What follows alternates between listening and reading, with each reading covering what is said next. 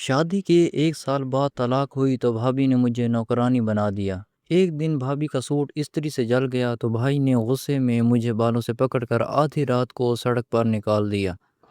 میں روتی ہوئی نانی کے برسوں سے بند کچے مکان میں پہنچی اور چھت ملنے پر سجدہ شکر ادا کیا۔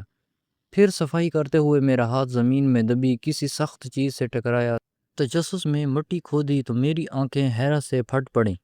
شادی ٹوٹنے کا دکھ شاید وہی سمجھ سکتا ہے جس نے اپنی آنکھوں سے اپنے خوابوں کو بکھرتے دیکھا ہو۔ میری شادی کو صرف 1 سال ہوا تھا جب میرے شوہر نے مجھے طلاق دے دی۔ وجہ کیا تھی یہ آج تک میری سمجھ میں نہیں آیا۔ کبھی وہ کہتے تو ہمارے گھر والوں کو پسند نہیں، کبھی کہتے تمہارا مزاج ہمارے مطابق نہیں۔ میں نے بہت کوشش کی کہ اپنا گھر بچا سکوں، لیکن بعض رشتے صرف ایک فریق کی کوشش سے نہیں چلتے۔ ایک دن انہوں نے مجھے طلاق دی اور میرے ہاتھ میں میرا تھوڑا سا سامان تھما کر دروازہ بند کر دیا۔ میرے ماں باپ اس دنیا میں نہیں تھے، اس لیے میرے پاس واپس جانے کے لیے صرف اپنے بھائی کا گھر تھا۔ میں روتی ہوئی وہاں پہنچی تو شروع میں بھائی نے مجھے تسلی دی اور کہا کہ فکر نہ کرو، یہ گھر تمہارا بھی ہے۔ لیکن بھابھی کے چہرے پر مجھے پہلی ہی نظر میں ناگواری دکھائی دی۔ وہ خاموش تو تھیں مگر ان کی آنکھیں جیسے کہہ رہی تھیں کہ میں ان پر بوجھ بن کر آ گئی ہوں۔ شروع کے چند دن تو خاموشی سے گزر گئے، لیکن پھر آہستہ آہستہ بھابھی کا رویہ بدلنے لگا۔ وہ ہر کام میرے سپرد کر دیتی۔ صبح سب سے پہلے اٹھنا، ناشتہ بنانا، بچوں کو تیار کرنا، گھر کی صفائی، کپڑے دھونا، برتن صاف کرنا اور رات کو سب کے سونے کے بعد کچن سمیٹنا، یہ سب میری ذمہ داری بن گیا۔ اگر کبھی تھکن کی وجہ سے چند لمحے بیٹھ جاتی تو بھابھی فوراً کہتی آخر سارا دن کر دی ہی کیا ہو، مفت کی روٹیاں توڑنے کے علاوہ۔ ان کے الفاظ میرے دل میں تیر کی طرح لگنے، لیکن میں خاموش رہتی کیونکہ میرے پاس اور کوئی ٹھکانہ نہیں تھا۔ بھائی دفتر سے واپس آتے تو بھابھی ان کے سامنے اپنی معصوم شکل بنا لیتی اور یوں ظاہر کرتی جیسے وہ مجھ پر بہت احسان کر رہی ہوں۔ بھائی بھی انہی کی باتوں پر یقین کرتے گئے۔ ایک دن تھا جب میرا بھائی مجھے اپنی جان سے زیادہ عزیز رکھتا تھا۔ بچپن میں اپنی نانی کے گھر زیادہ رہی۔ میں اور میرا بھائی، ہم میں بس 1 سال کا فرق تھا۔ بھائی کمزور تھا تو امی نے مجھے نانی کے حوالے کیا۔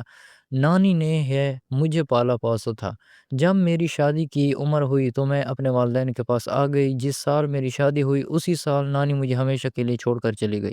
ایک رات میں شدید بخار میں مبتلا تھی، جسم ٹوٹ رہا تھا، لیکن پھر بھی میں کچن میں کھڑی روٹیاں بنا رہی تھی۔ بھابھی نے آ کر کہا کل میری سہیلیاں آ رہی ہیں، صبح جلدی اٹھ کر پورا گھر چمک جانا چاہیے۔ میں نے ہمت کر کے کہا بھابھی طبیعت بہت خراب ہے، شاید ڈاکٹر کے پاس جانا پڑے، تو وہ فوراً بولی ڈرامے مت کرو، تمہیں کام سے بھاگنے کی عادت پڑ گئی ہے۔ میں خاموش ہو گئی کیونکہ میری خاموشی ہی میری قسمت بن چکی تھی۔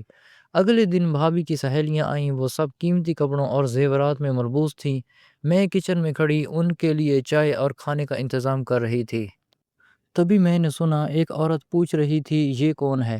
بھابھی نے ہنستے ہوئے جواب دیا دور کی رشتہ دار ہے، کچھ دن کے لیے ہمارے پاس رہ رہی ہے۔ میرے ہاتھ کانپ گئے کیونکہ وہ جان بوجھ کر مجھے اپنی نند کہنے سے شرما رہی تھی، جیسے میں کوئی بوجھ یا شرمندگی کا باعث ہوں۔ وقت گزرتا گیا اور میری حالت ایک نوکرانی سے بھی بدتر ہو گئی۔ کبھی بچوں کا قصور بھی میرے سر ڈال دیا جاتا، کبھی کسی چیز کے گم ہونے کا الزام مجھ پر لگا دیا جاتا۔ ایک دن بھابھی نے نیا مہنگا سوٹ خریدا اور ہر آنے جانے والے کو دکھا رہی تھی۔ شام کو انہوں نے وہ سوٹ میرے ہاتھ میں پکڑاتے ہوئے کہا اسے اچھی طرح استری کر دینا، کل ایک تقریب میں پہننا ہے۔ میں استری کرنے لگی، لیکن اسی وقت بھابھی کا چھوٹا بیٹا چیختا ہوا آیا اور میرے پاؤں سے لپٹ گیا۔ استری ایک لمحے کے لیے کپڑے پر زیادہ دیر ٹھہر گئی اور سوٹ کا ایک حصہ جل گیا۔ میرا دل دھک سے رہ گیا۔ میں نے فوراً استری ہٹائی لیکن نقصان ہو چکا تھا۔ بھابھی نے جب سوٹ دیکھا تو جیسے قیامت آ گئی۔ انہوں نے گھر سر پر اٹھا لیا۔ وہ چیخ چیخ کر کہنے لگی تم نے جان بوجھ کر کیا ہے، تم مجھ سے جلتی ہو، تمہیں میری خوشی برداشت نہیں۔ میں بار بار معافی مانگتی رہی لیکن وہ نہ مانی۔ رات کو جب بھائی گھر آئے تو بھابھی نے روتے ہوئے انہیں ساری کہانی سنائی، لیکن حقیقت سے کہیں زیادہ بڑھا چڑھا کر۔ انہوں نے کہا میں نے تمہارا بہن کو گھر دیا، کھانا دیا، عزت دی، لیکن یہ بدلے میں میرے کپڑے جلا رہی ہے۔ بھائی کا چہرہ غصے سے سرخ ہو گیا۔ میں نے بہت سمجھانے کی کوشش کی کہ غلطی سے ہوا ہے، لیکن انہوں نے ایک لفظ بھی نہ سنا۔ اچانک وہ میری طرف بڑھے اور میرے بالوں سے پکڑ لیا۔ شدید درد سے میری چیخ نکل گئی۔ وہ مجھے گھسیٹتے ہوئے دروازے تک لے گئے اور غصے سے بولے تم نے ہماری زندگی عذاب بنا دی ہے، نکل جاؤ یہاں سے۔ میں روتی رہی، منتیں کرتی رہی کہ آدھی رات ہے، کہاں جاؤں گی، لیکن ان کے دل پر کوئی اثر نہ ہوا۔ اگلے ہی لمحے میں گھر کے باہر سڑک پر کھڑی تھی، دروازہ میرے منہ پر بند ہو چکا تھا۔ سرد رات تھی، آسمان پر بادل تھے اور سڑک تقریباً سنسان تھی۔ میں دیر تک دروازہ کھٹکھٹاتی رہی لیکن کسی نے نہ کھولا۔ آخر کار میں تھک کر سڑک کنارے بیٹھ گئی۔ میرے آنسو رکنے کا نام نہیں لے رہے تھے۔ اس وقت مجھے اپنے ماں باپ بہت یاد آئے۔ اگر وہ زندہ ہوتے تو شاید آج میرا یہ حال نہ ہوتا۔ کافی دیر بعد میں نے خود کو سنبھالا اور سوچنے لگی کہ اب کہاں جاؤں۔ تب اچانک مجھے اپنی نانی کا پرانا کچا مکان یاد آیا۔ وہ مکان برسوں سے بند پڑا تھا، نانی کے انتقال کے بعد وہاں کوئی نہیں گیا تھا۔ گاؤں کے کنارے موجود مکان تقریباً سب کی یادوں سے محو ہو چکا تھا۔ میں نے فیصلہ کیا کہ وہیں چلی جاتی ہوں، کم از کم سر چھپانے کی جگہ تو مل جائے گی۔ میں پیدل چلتی رہی، راستہ لمبا تھا لیکن میرے پاس کوئی راستہ بھی نہیں تھا۔ فجر کے قریب میں گاؤں پہنچی۔ نانی کا مکان واقعی ویران پڑا تھا، دیواروں پر مٹی جمی ہوئی تھی، دروازے پر زنگ لگا تھا اور صحن میں جھاڑیاں اگ آئی تھیں۔ کپ کپاتے ہاتھوں سے میں نے دروازہ دھکیلا۔ کافی کوشش کے بعد وہ چرچراتی آواز کے ساتھ کھل گیا۔ اندر اندھیرا اور گرد تھی لیکن میرے لیے وہ جگہ کسی محل سے کم نہیں تھی۔ میں صحن میں کھڑی ہو کر دیر تک ارد گرد دیکھتی رہی، پھر بے اختیار میری آنکھوں سے آنسو بہنے لگے۔ میں زمین پر سجدے میں گر گئی۔ میں نے اللہ کا شکر ادا کیا کہ کم از کم میرے پاس ایک چھت تو ہے۔ وہ چھت چاہے ٹوٹی پھوٹی تھی لیکن تھی تو صحیح۔ کچھ دیر بعد میں نے مکان صاف کرنا شروع کیا، جھاڑو ڈھونڈی اور گرد ہٹانے لگی۔ ہر چیز پر وقت کی موٹی تہ جمی ہوئی تھی۔ میں ایک کمرے سے دوسرے کمرے تک جاتی رہی۔ دوپہر تک میں تھک چکی تھی لیکن دل میں عجیب سا سکون تھا۔ یہ جگہ میری اپنی تھی، یہاں کوئی مجھے تانے دینے والا نہیں تھا۔ میں صحن کے ایک کونے کی صفائی کر رہی تھی کہ اچانک میرے ہاتھ میں پکڑی ہوئی لکڑی زمین سے کسی سخت چیز سے ٹکرائی۔ ٹھک کی آواز سن کر میں رک گئی۔ پہلے مجھے لگا شاید کوئی پتھر ہو لیکن آواز کچھ مختلف تھی۔ میں گھٹنوں کے بل بیٹھی اور تجسس میں مٹی ہٹانے لگی۔ جوں جوں مٹی ہٹتی گئی میری بے چینی بڑھتی گئی۔ چند منٹ بعد ایک پرانا لوہے کا ڈبہ نظر آنے لگا۔ میرا دل زور زور سے دھڑکنے لگا۔ میں نے کانپتے ہاتھوں سے مزید مٹی ہٹائی اور جب پورا ڈبہ باہر نکالا تو حیرت سے میری آنکھیں پھیل گئیں، کیونکہ وہ عام ڈبہ نہیں تھا بلکہ کسی نے اسے بہت احتیاط سے زمین میں دفن کیا تھا۔ مجھے بالکل اندازہ نہیں تھا کہ اس کے اندر کیا ہے۔ میں کچھ لمحوں تک اس لوہے کے ڈبے کو گھورتی رہی۔ دل اتنی تیزی سے دھڑک رہا تھا جیسے سینے سے باہر نکل آئے گا۔ میرے ہاتھ مٹی سے بھرے ہوئے تھے اور ماتھے پر پسینہ تھا، حالانکہ موسم زیادہ گرم نہیں تھا۔ میں نے ڈبے کو دونوں ہاتھوں سے اٹھایا اور کمرے کے اندر لے آئی۔ ڈبہ کافی بھاری تھا، اس پر زنگ جم چکا تھا اور تالا بھی بہت پرانا لگ رہا تھا۔ میں نے پہلے ہاتھ سے کھولنے کی کوشش کی لیکن وہ نہ کھلا۔ پھر صحن سے ایک پتھر اٹھایا اور آہستہ آہستہ تالا توڑنے لگی۔ کافی دیر کی محنت کے بعد تالا ٹوٹ گیا۔ میرا دل عجیب سی بے چینی میں مبتلا تھا۔ میں نے آہستہ سے ڈھکن اٹھایا اور اگلے ہی لمحے حیرت سے میری سانس رک گئی۔ ڈبے کے اندر پرانے کپڑوں میں لپٹی ہوئی کوئی چیز رکھی تھی۔ سب سے اوپر ایک کپڑے کی پوٹلی تھی۔ میں نے اسے کھولا تو اس میں سونے کے چند پرانے زیورات تھے، ایک ہار، دو کنگن اور کچھ سکے۔ میں چند لمحے انہیں دیکھتی رہی۔ مجھے یقین نہیں آ رہا تھا کہ برسوں سے بند اس مکان میں ایسی چیزیں بھی موجود ہو سکتی ہیں، لیکن اصل حیرت ابھی باقی تھی۔ زیورات کے نیچے ایک موٹی سی فائل اور کچھ پرانے کاغذات رکھے تھے۔ میں نے فائل نکالی اور گرد صاف کی۔ فائل کے پہلے صفحے پر میری نانی کا نام لکھا ہوا تھا۔ میں جلدی جلدی صفحات پلٹنے لگی۔ شروع میں تو مجھے کچھ سمجھ نہ آیا لیکن پھر آہستہ آہستہ حقیقت سامنے آنے لگی۔ وہ کاغذات ایک زمین کے تھے۔ گاؤں سے کچھ فاصلے پر کئی ایکڑ زرعی زمین نانی کے نام پر موجود تھی۔ میں حیران رہ گئی کیونکہ اپنی پوری زندگی میں نے کبھی کسی کو اس زمین کا ذکر کرتے نہیں سنا تھا۔ میں نے بار بار کاغذات پڑھے، نام، پتہ اور تفصیلات سب واضح تھیں۔ اسی دوران ایک پرانا لفافہ بھی نیچے سے نکلا، اس پر میری نانی کی لکھائی تھی۔ میرے ہاتھ کانپنے لگے۔ میں نے لفافہ کھولا اور خط نکالا۔ خط کافی پرانا ہو چکا تھا لیکن الفاظ اب بھی پڑھے جا سکتے تھے۔ نانی نے لکھا تھا کہ اگر کبھی یہ ڈبہ کسی اپنے کے ہاتھ لگے تو وہ جان لے کہ یہ زمین ان کی آخری جمع پونجی ہے۔ انہوں نے لکھا تھا کہ کچھ رشتہ دار اس زمین پر قبضہ کرنا چاہتے تھے، اس لیے انہوں نے اصل کاغذات چھپا دیے تھے۔ آخر میں ایک جملہ لکھا تھا جسے پڑھ کر میری آنکھیں بھر آئیں۔ انہوں نے لکھا تھا کہ یہ سب میری نواسی کا ہے جس سے میں نے پالا تھا۔ میں خط سینے سے لگا کر رونے لگی۔ ایسا لگا جیسے برسوں پہلے دنیا سے جانے والی نانی آج بھی میرا خیال رکھ رہی تھی۔ جس دن میرے اپنے بھائی نے مجھے گھر سے نکالا تھا، اسی دن اللہ نے میرے لیے ایک اور دروازہ کھول دیا تھا۔ اگلے کئی دن میں انہوں نے کاغذات کو سمجھنے کی کوشش کرتی رہی۔ میں قانونی معاملات سے واقف نہیں تھی۔ مجھے ڈر بھی تھا کہ کہیں میں غلطی نہ کر بیٹھوں۔ آخر ایک دن میں گاؤں کے ایک معمر شخص کے پاس گئی جو میرے نانا کو جانتے تھے۔ میں نے انہیں تمام کاغذات دکھائے۔ انہوں نے کافی دیر تک سب کچھ غور سے دیکھا، پھر حیرانی سے میری طرف دیکھنے لگے۔ انہوں نے کہا، بیٹی، اگر یہ کاغذات اصلی ہیں تو یہ زمین بہت قیمتی ہے۔ میرا دل زور سے دھڑکا۔ میں نے پوچھا، کتنی قیمتی؟ انہوں نے ایک ایسی رقم بتائی جسے سن کر میرے ہوش اڑ گئے۔ وہ رقم میرے تصور سے بھی کہیں زیادہ تھی۔ میں نے اپنی پوری زندگی میں اتنے پیسے ایک ساتھ کبھی نہیں سوچے تھے، لیکن مسئلہ یہ تھا، زمین پر برسوں سے ایک با اثر آدمی قابض تھا۔ گاؤں میں سب اس سے ڈرتے تھے۔ اس کا خیال تھا کہ اصل مالک کا کوئی وارث باقی نہیں رہا۔ جب اسے پتہ چلا کہ میرے پاس اصل کاغذات موجود ہیں تو اس نے مجھے ڈرانے کی کوشش شروع کر دی۔ ایک شام جب میں بازار سے واپس آ رہی تھی تو دو آدمی میرے راستے میں کھڑے ہو گئے۔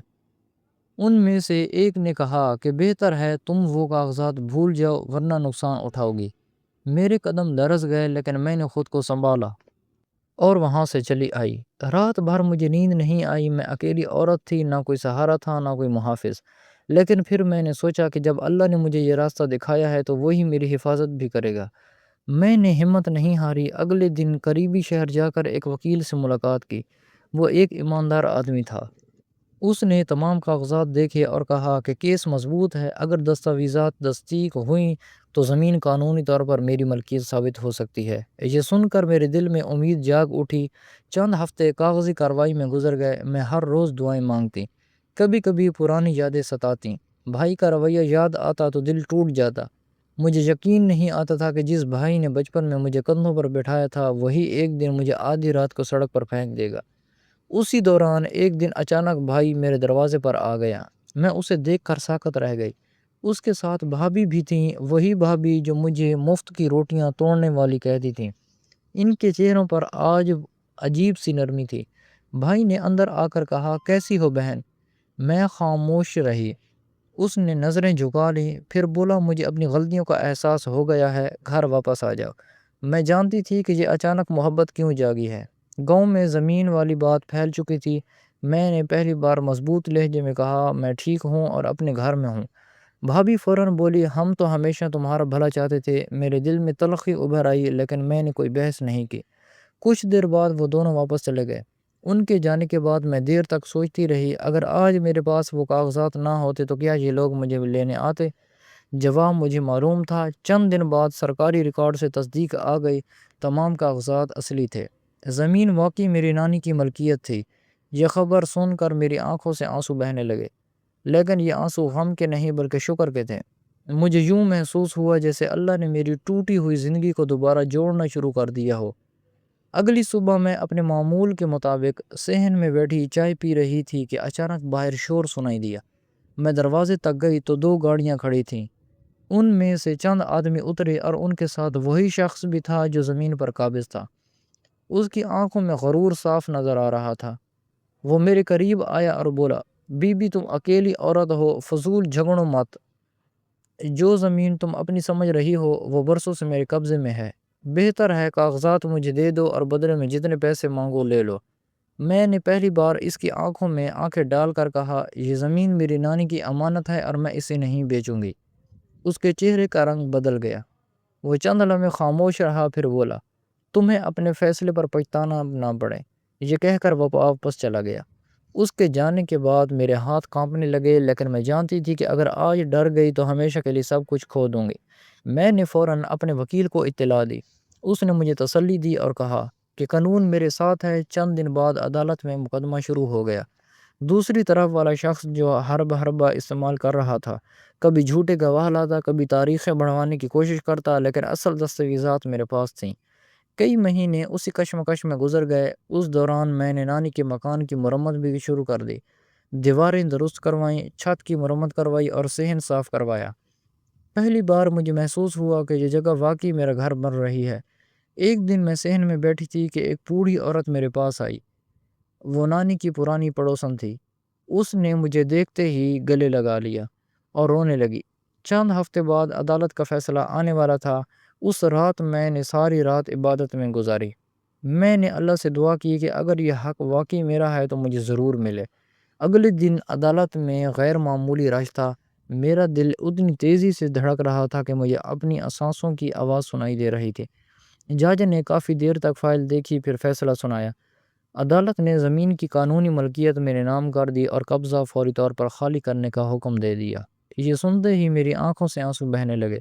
میں بے اختیار سجدے میں گر جانا چاہتی تھی۔ اتنے مہینوں کی پریشانی اور خوف ایک لمحے میں ختم ہو گئے تھے۔ دوسری طرف وہ شخص غصے سے بھرا ہوا عدالت سے نکل گیا۔ چند دنوں کے اندر زمین میرے حوالے کر دی گئی۔ جب میں پہلی بار اس زمین پر گئی تو میری آنکھیں حیرت سے بھر آ گئیں۔ زمین بہت وسیع تھی اور کافی حصہ زرخیز بھی تھا۔ میں نے مٹی کو ہاتھ میں لیا اور دل ہی دل میں نانی کے لیے دعا کی۔ اگر انہوں نے وہ کاغذات نہ چھپائے ہوتے تو شاید آج میرے پاس کچھ بھی نہ ہوتا۔ اب میں نے ایسا ادارہ کھولا جہاں بے سہارا عورتیں آتی ہیں۔